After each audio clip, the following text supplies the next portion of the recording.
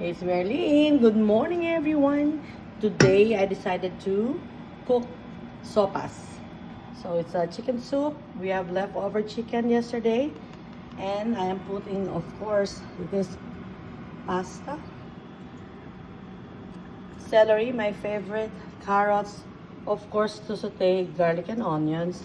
Meron tayong cabbage doon. And I'm putting cream of mushroom and my favorite brand, No Name, for our evaporated milk. And of course, we cannot go without our favorite salt, pink salt from Kirkland, and pepper. That's it.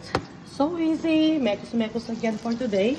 I always love doing simple dishes because, as I have mentioned, I'm not really a chef, so I'm just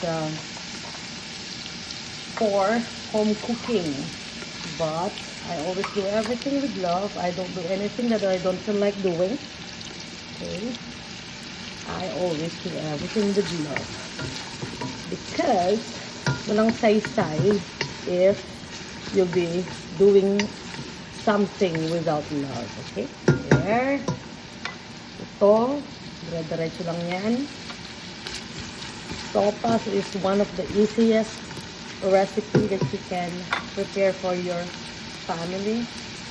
And I will put the chicken right there. And I would like to get everything in this thing because sometimes yung titirang sabaw-sabaw dyan, it actually adds to flavor ng ating sopas.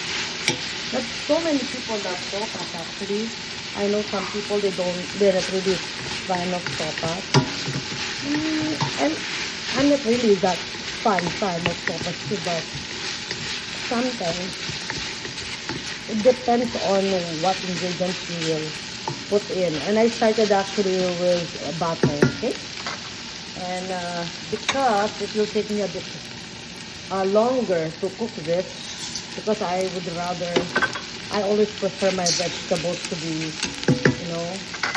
less cooked than the rest of the ingredients. Kaya, lagyan natin ang tubig. Yung tubig natin, mainit agad para mabilis ang ating pag-simmer, no? Yan, ganda.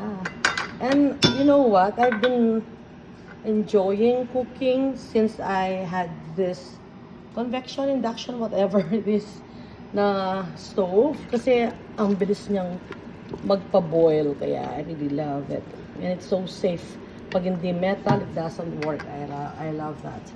And next one, I will put this cream of mushroom from Campbell's. It doesn't have to be Campbell's. Wala naman akong pinitik na brand.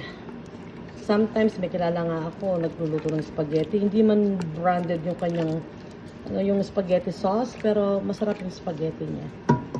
Yan, no? Yan. Simmering.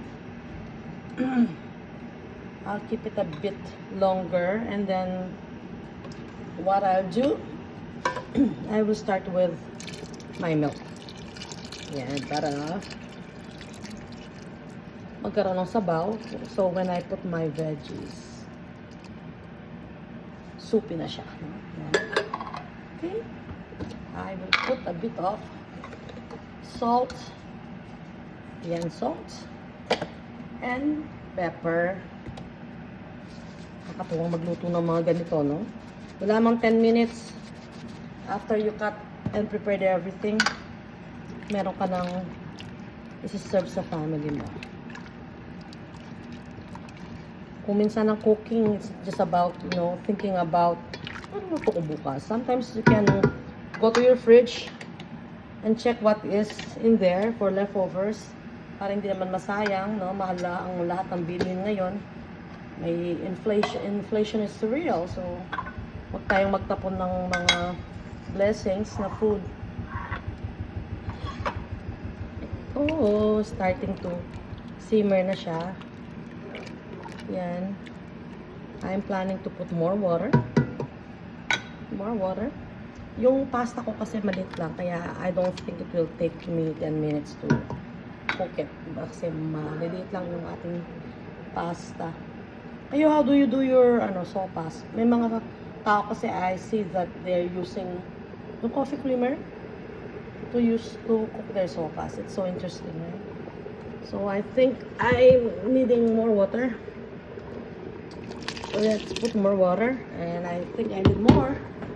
I might as well get more water. Sandali lang po.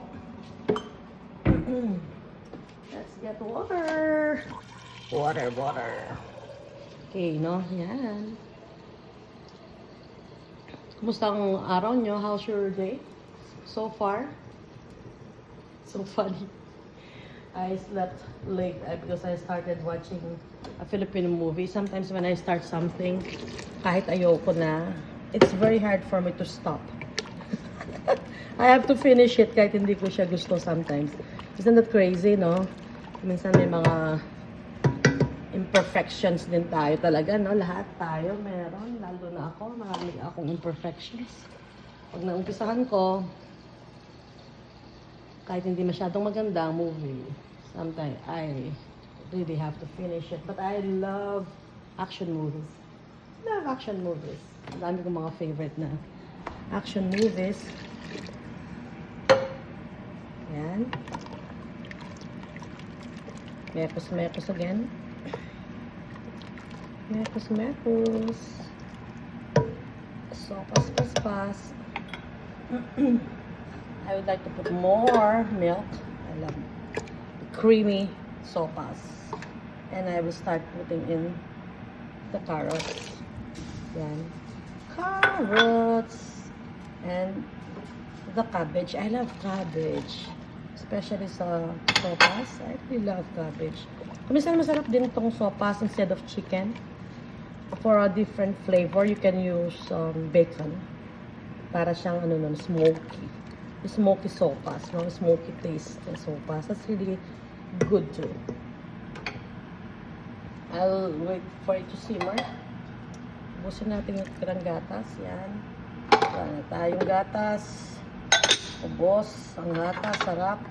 You'll see how it works later. And ano ko, gulo-gulo na naman ang ating bida. Bakit kaya palagi tayo ni-restore kung nagluto tayo, no? Itong ating bidang si Coco. Gusto na namang lumabas ni Coco. Let's see, Coco naman. Habang ako'y nagbe-video, ikaw talaga. Bumibida. Nagbe-video, mami? Bumibida ka. Yan. So, yung lumabas. Lumabas na kanina ito. Tuwa kasi siya because ano kaya sa labas. It's a little bit windy, but it's not cold. So bright, nice and bright. It's Thursday. It is Thursday in Edmonton. So nice and bright, can't complain. There's some people doing houses doon, no? Construction. Puno na ang aming area ulit. Interesting. Ganda ng araw nga naman. Kaya si Coco, nag-i-enjoy. Anyways, let's go back.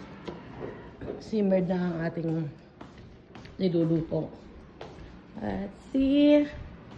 I'm invited to a birthday party tonight. One of my friends is having her 60th birthday, but she looks so young. She discovered the fountain of youth. I will show you who it is. She is tonight. Okay, you'll be surprised. She is really beautiful inside and out. Okay, and I might as well put this celery, my favorite celery. Kayo anong ilalagay nyo sa sopas nyo? Ako yan lang, yung available. Okay, so yan lang. Mekos, let it simmer. Pag okay na lahat, especially yung pasta lang naman ang hinihintay dito, in like 2-3 minutes, luto na to. Kaya, bon appetit! At si Chef G magluluto mamaya ng steak. Yan. Have a good day, guys. Always cheer up and always count your blessings, okay? Stressing out cannot solve your problem. Focus on solution. Lots of prayers, and I know you will be fine. God bless. Hugs. Bye.